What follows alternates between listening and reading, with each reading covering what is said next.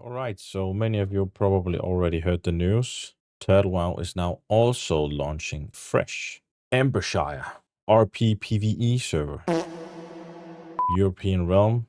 It's coming the 17th of August, along with the scores of the past patch, which is patch 1.18, which is coming a little bit earlier on August 15. So they just want to stagger the server a little bit so they don't overcook. And if there are any bugs with the patch, then they can sort that out before the launch of the server.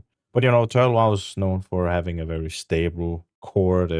Their servers can support 10,000 people, if not more. And there wasn't really any problem, not as far as I remember, once they launched the PvP server. So right now I'm thinking about Project Epoch, of course, and how the launch. It's okay to say it failed. It did fail, of course, but that's they don't have any experience with launching servers, so they're completely new to the game. And the amount of people who wanted to join Project Epoch was way more than what WoW ever experienced. WoW grew steadily over the years. Started with 300 people and gradually grew to 10,000 with several servers.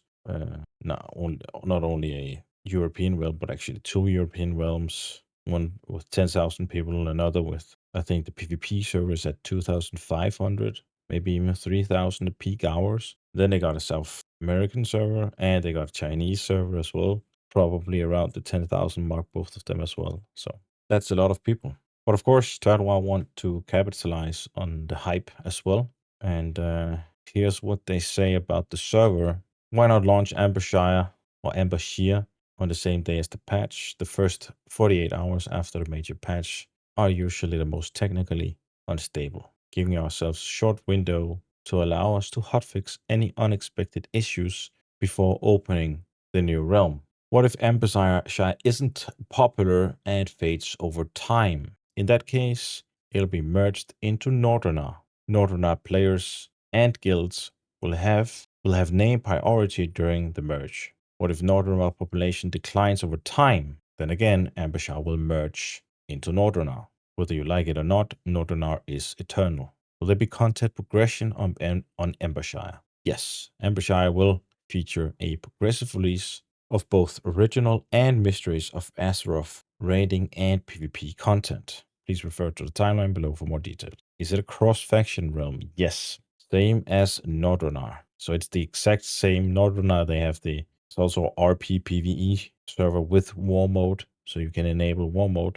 Though I'll talk about that once we get into the PvP sections, because the WarMode is kind of scuffed and, in my opinion, needs to be fixed. But we'll get back to that. Any rule or policy difference? Nope. The same rules apply to Northerner and will apply to Ambershire. Why PvE? Why not PvP? And they say we already have a PvP realm, Telebim, and it still has plenty of room for new adventures. If you're not a fan of cross-faction play and prefer open-world conflict, Telebin is the place for you.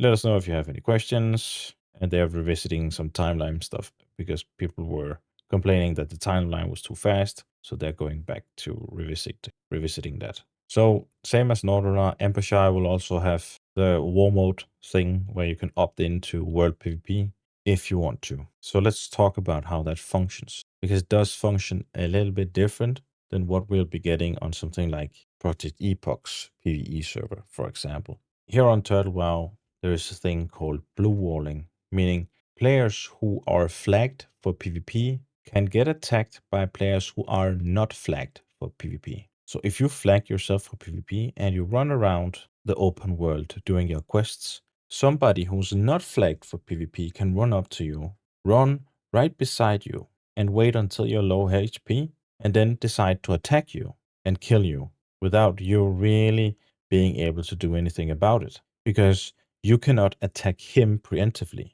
You can only attack him once he attacks you first.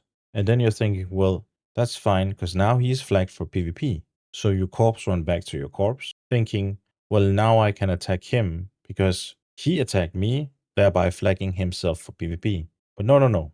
After 5 minutes of not engaging in any PvP, the guy who's not flagged for PvP gets unflagged again, and now you can't attack him anymore again. but he can still attack you so long as you're flagged for PvP. So the people who are unflagged have all the advantage, while the people who are flagged for PvP has all the disadvantages. In my opinion, only two people who are flagged for PvP who have chosen WarMode should be able to attack each other, while people who have not chosen to participate in WarMode should not be able to attack someone who has chosen to participate in WarMode, unless the person who attacks the one who has been flagged or is flagged for WarMode also automatically then gets flagged for more WarMode, and this doesn't disappear after 5 minutes. And I think how it works right now is that you can go to any battle master in the major cities and then toggle yourself for WarMode.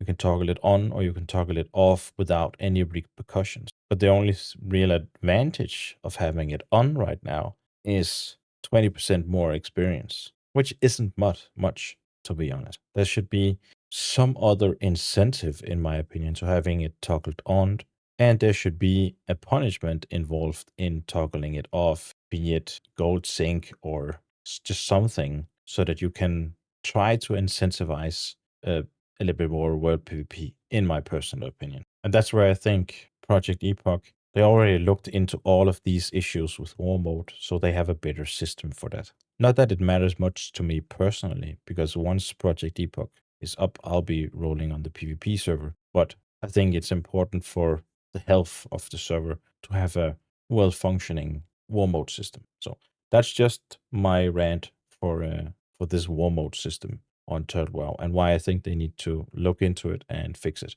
especially now that they are releasing another fresh PvE server. You know, I kind of think they should also release a PvP server, and then again, if not enough people play on that, should just merge it with Telebim, just like they do here with Northerners. So they could capitalize on not only the PvE, but also the PvP crowd.